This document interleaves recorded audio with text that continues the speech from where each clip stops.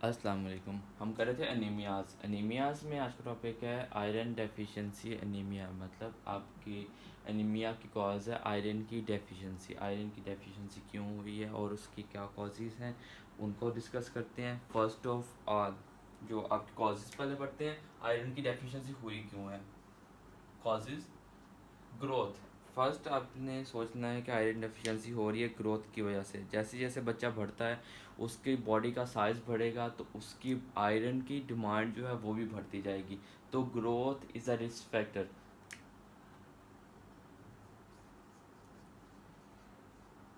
Growth की वजह से आयरन की डेफिशिएंसी हो सकती है। इसके अलावा प्रेगनेंसी।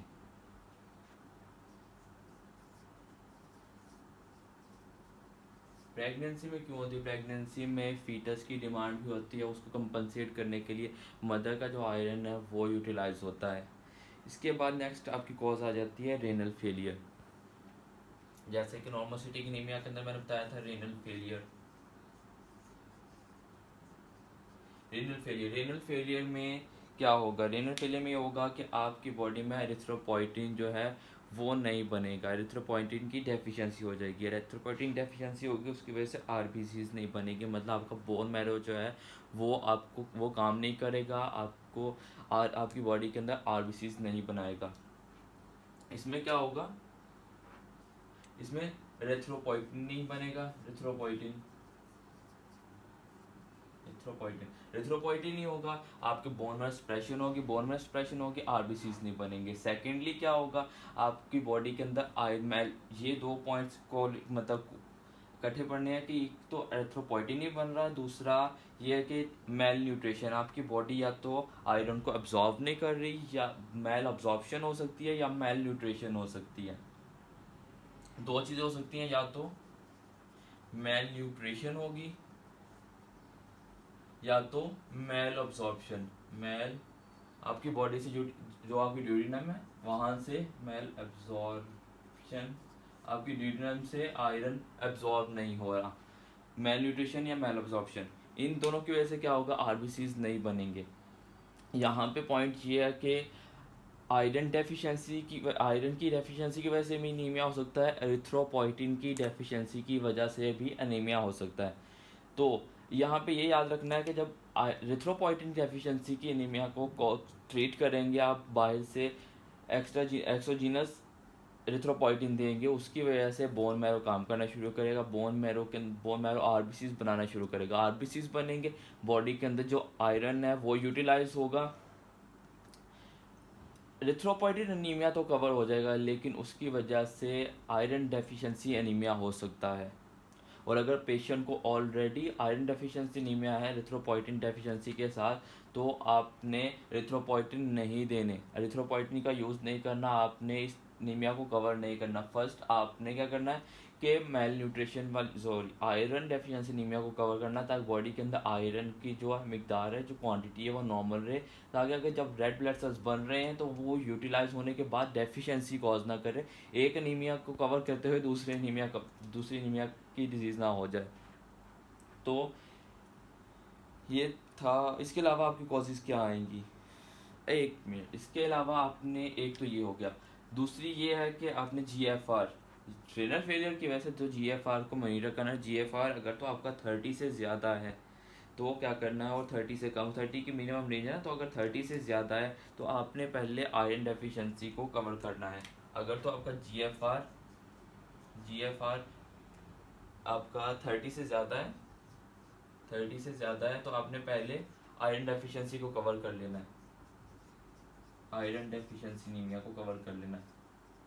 लेकिन अगर जीएफआर 30 से कम है तो आपने पहले आयरन डेफिशिएंसी को ट्रीट नहीं करना, पहले आपने एरिथ्रोपोइटिन वाले को ही कवर करना है। इसके अलावा कॉजेज आ जाती हैं आपकी मेनोरेजिया। हैवी मेंस्ट्रुअल ब्लीडिंग को कहते हैं मेनोरेजिया। मेनोरेजिया,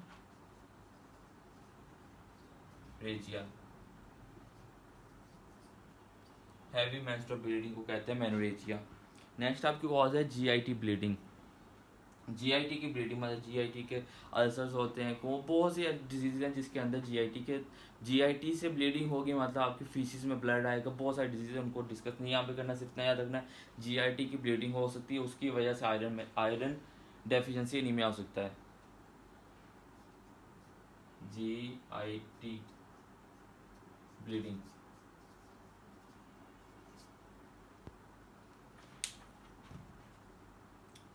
ये थी कुछ कॉजेज, जो मेन कॉजेज है वो ये। अब इसके अलावा कुछ आपको पॉइंट्स बताता हूँ एनीमिया से रिलेटेड, मतलब आपको आयरन से रिलेटेड। अगर आप डेली 1 स्पून ब्लड लॉस करते हैं, 1 टेबल स्पून, और बहुत ज़्यादा लंबे अरसे के लिए ये जैसे एक्सेप्शनल पॉइंट्स हैं, पेपर पॉइंट ऑफ व्यू से इतने इंपॉर्टेंट नहीं है, पूछा जा सकता है। अगर क्रोनिक टाइम के लिए, बहुत लंबे अरसे के लिए, क्रोनिक पीरियड के लिए आप 1 table spoon 1 table spoon blood loss करते हैं, ब्लीड होती है, 1 टेबल स्पून या 5 ml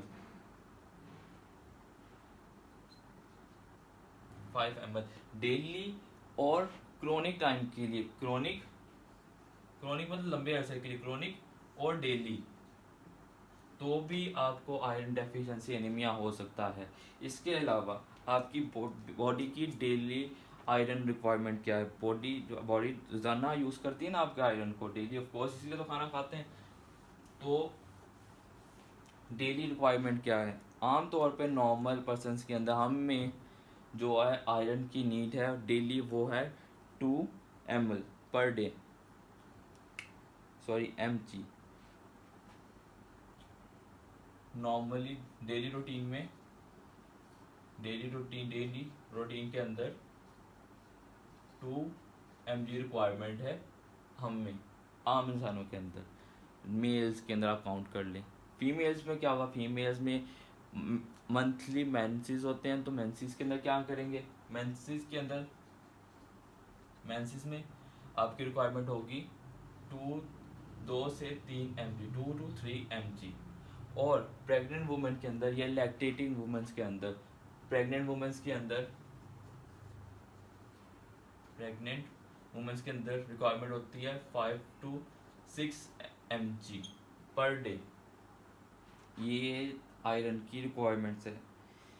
और अगर आप, और डेली की इनटेक तो ये है ना, रिक्वायरमेंट्स ये है, इसी की वजह से 5 to 6 mg, मैं आपको बताता हूँ 5 to 6 mg डेली रिक्वायरमेंट होती है। लेकिन आपका जो ड्यूडिनम है वो डेली सिर्फ 4 mg जो है ना एब्जॉर्ब करता है, डेली एब्जॉर्प्शन जो ड्यूडिनम से, क्योंकि ड्यूडिनम से ही आपका ड्यूडिनम, यहाँ से ही तो आपका आयरन अब्जॉर्ब होता है। तो ड्यूडिनम की डेली जो इनटेक है वो 4 mg है, मतलब ये सिर्फ 4 mg डेली अब्जॉर्ब करता है। इससे ज़्यादा आप जितना मर्जी इनटेक कर लें वो आपको फीसिस में लॉस्ट आउट हो जाएगा।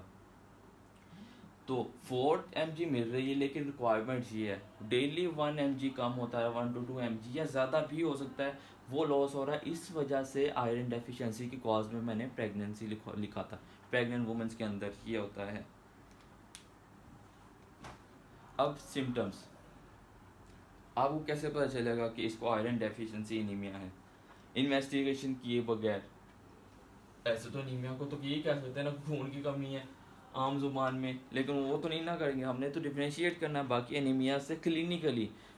तो सिम्टम्स क्या होंगे?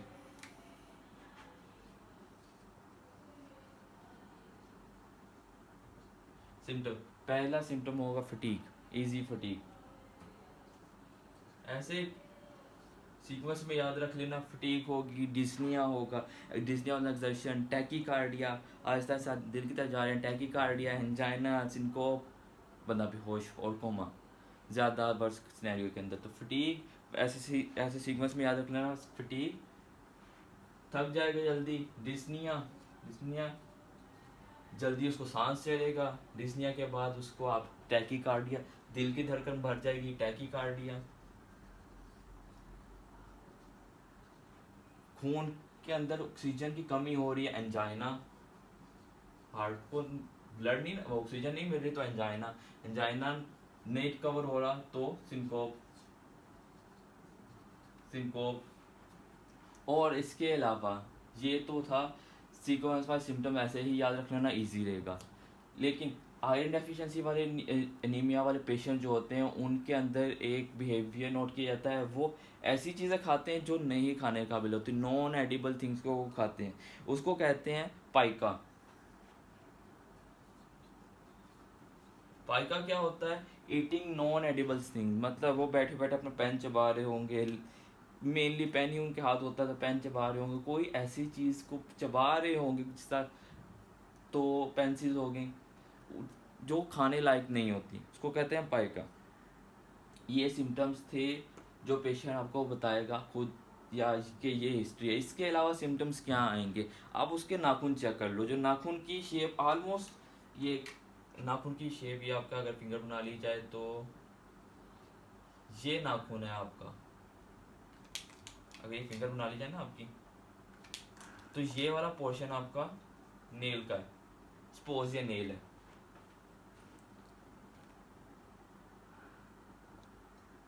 ये सपोज नेल है। इसके अंदर क्या होगा, ये जो नेल है ये धंस जाएगा अंदर को, ये ऐसे धंस जाएगा, नीचे को हो जाएगा, इसकी शेप ऐसी हो जाएगी। ये ऐसे ही नहीं लग रहा, स्पून भी तो ऐसे ही होता है, स्पून ऑलमोस्ट ऐसे करके बना होता है, spoon shape, spoon shape nails.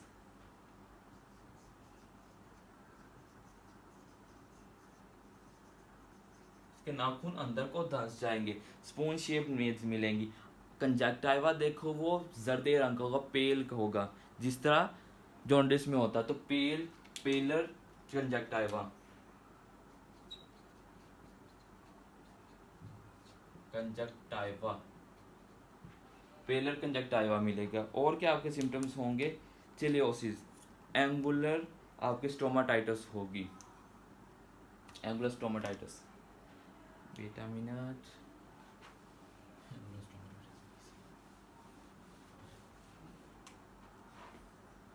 आप चिलियोसिस याद रख लो या एंगुलर स्टोमाटाइटिस, ये याद रखना इजी है, angular stomatitis, stomatitis.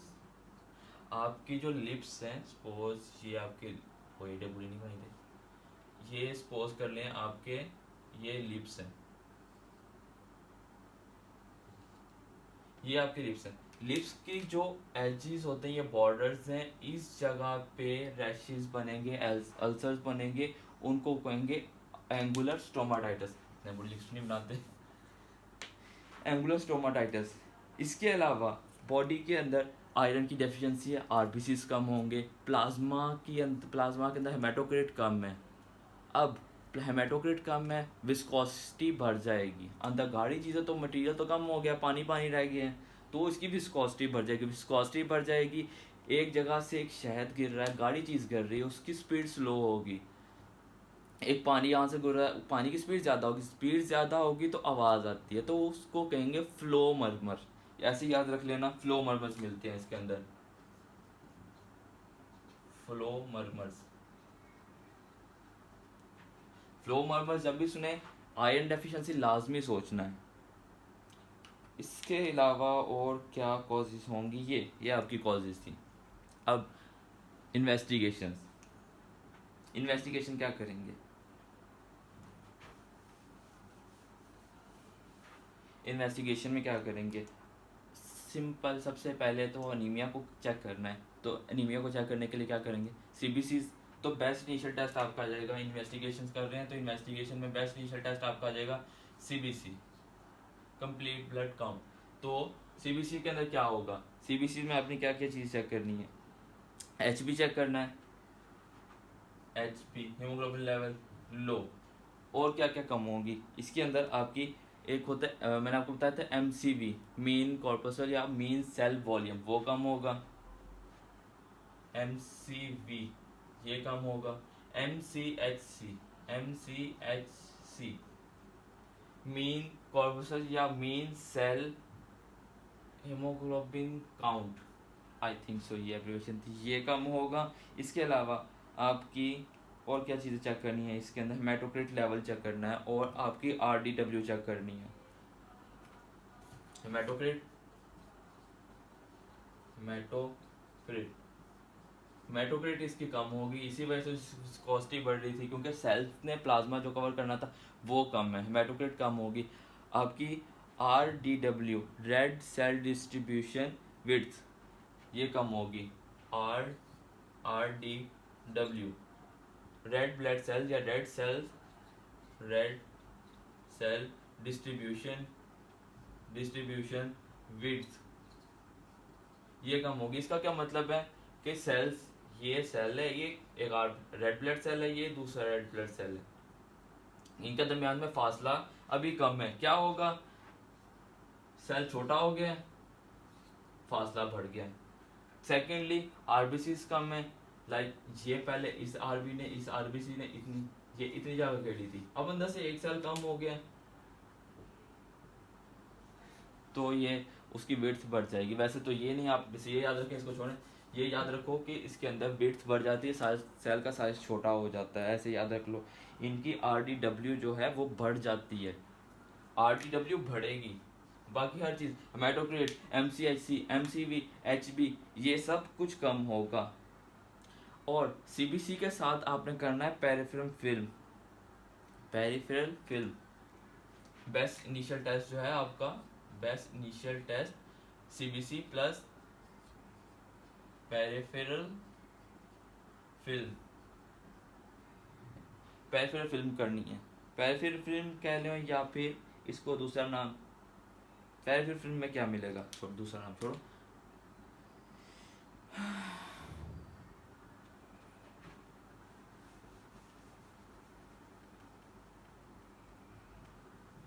Peripheral film की फाइंडिंग क्या होगी, इसके अंदर आपको पेंसिल शेप या सिगार शेप सेल्स मिलते हैं, RBCs, सिगार शेप या पेंसिल शेप, लेड पेंसिल जो थी पेंसिल शेप्ड, या टारगेट सेल्स मिलते हैं पेरिफेरल फिल्म के अंदर। इतना इम्पोर्टेंट नहीं है इसको याद रखना, आपने बस याद रखना है कि इसके अंदर बाकी जो अभी बताने लगा वो मेन, HB कम हो गया, MCV, HCV, HBS, MCHC कम होगा, और आपका RDW ज़्यादा होगा, हेमाटोक्रिट कम होगा। इसके अलावा आप साथ में करेंगे iron studies, peripheral film, CBC plus आपकी आयरन स्टडीज लाजमी है। आयरन स्टडी आपकी इन्वेस्टिगेशन को करेक्ट करेगी क्योंकि आयरन की ही डेफिशिएंसी है, तो आपकी ये तीन चीज़ें बेस्ट इनिशियल के अंदर हैं, आयरन स्टडीज करेंगे। आयरन स्टडीज में क्या करेंगे, आपकी बॉडी का सीरम आयरन लेवल चेक करेंगे, सीरम आयरन लेवल डेफिशिएंसी है तो ये कम होगा, सीरम फेरेटिन ये भी कम होगा। सीरम फेरेटिन के ऊपर डिपेंड नहीं करना, ये स्पेसिफिक नहीं है, ये सेंसिटिव है, मतलब ये टेस्ट बताता है कि आपकी बॉडी के अंदर आयरन की मतलब फेरेटिन की क्वांटिटी क्या है, लेकिन ये इन्फेक्शंस के अंदर नॉर्मल हो सकता है, ज़्यादा हो सकता है, कम हो सकता है, चेंज हो सकता है, लेकिन इसके ऊपर डिपेंड नहीं करने, टेस्ट कराते हैं आयरन डेफिशिएंसी के अंदर अगर कोई इन्फेक्शन नहीं है तो ये लो आएगा। इसके साथ आप सीरम ट्रांसफेरेटिन करेंगे, सीरम ट्रांसफेरेटिन ये भी लो होगा, सीरम फेरेटिन। और एक और चीज़, जब आपके पास एक चीज़ की कमी होगी तो आपको उसी की कशी ज़्यादा होगी, आप चाहोगे कि वो मुझे मिल जाए, लाइक कैसे बताऊँ, डिमांड, मतलब आप कह लें कि बॉडी की डिमांड जब बढ़ेगी, बॉडी की नीड बढ़ेगी, तो बॉडी का उसके लिए रिएक्ट जो है वो कम, मतलब आपको मैं बताना ये चाह रहा हूँ TIBC मतलब टोटल बाइंडिंग कैपेसिटी जो है, टोटल आयरन बाइंडिंग कैपेसिटी है वो ज़्यादा हो जाएगी। आपसे कोई चीज़ छीनी जा रही है, आपको चाहिए वो मिलनी चाहिए, आप चाहोगे वो मिल जाए, सामने आएगा आपने छीन लेनी, खींच लेनी, तो उसके लिए क्या करोगे, आपको ख्वाहिश ज़्यादा होगी। ऐसे याद रखना, TIBC total iron blood binding capacity AIBC ये बढ़ जाएगी। Serum iron studies, serum ferritin, serum transferritin serum और TIBC। ये था आपके best initial test. Most accurate test क्या होगा? मोस्ट एक्यूरेट टेस्ट करते नहीं है, लेकिन किताबी कार्रवाई है तो इसके अंदर हमने सिर्फ आपको करना है मोस्ट एक्यूरेट टेस्ट पूछा जा सकता है तो वो होगा बायोप्सी। बायोप्सी और बायोप्सी कहाँ से लेनी है? ऑफ कोर्स एनीमियास के अंदर मेनली याद हो तो मैंने आपको बताया था कि बोन मैरो डिप्रेशन होती है जिसकी वजह से RBCs नहीं बन रही। एनीमिया आयरन चाहिए बोन मैरो को है ताकि वो आगे RBCs बनाए। तो मोस्ट एक्यूरेट आ जाएगा इसका bone marrow, bone marrow biopsy. आपकी बोन मैरो बायोप्सी आ जाएगी। बोन मैरो बायोप्सी में याद रखना है, ये इंपॉर्टेंट है, ये याद रखना है, इसके अंदर बोन मैरो के अंदर स्टेनिंग करते हैं, उसको कहते हैं प्रूशिया। जैसे क्रूशिया करवाते हैं ना तो वैसे प्रूशिया से याद रख लेना। प्रूशिया ब्लू स्टेनिंग, क्रूशिया से याद रख लेना Prussia blue staining. Prussia blue staining के अंदर क्या मिलेगा आपको? दो चीज़ें आपने चेक करनी है, एक आपका आयरन लेवल और दूसरा platelet count. Iron level of course low होगा, आयरन लेवल लो होगा, लेकिन प्लेटलेट काउंट ये हाई होगी। प्लेटलेट काउंट हाई होगी, आयरन काउंट लो होगी। नॉर्मली प्लेटलेट आपकी बॉडी के अंदर होती है 2 से 4 लाख, लेकिन इसके अंदर आपको राउंड अबाउट या ज़्यादा 8 लाख के राउंड अबाउट याद रखें, 8 लाख प्लेटलेट काउंट मिलती है। इन्वेस्टिगेशन। अब ट्रीटमेंट।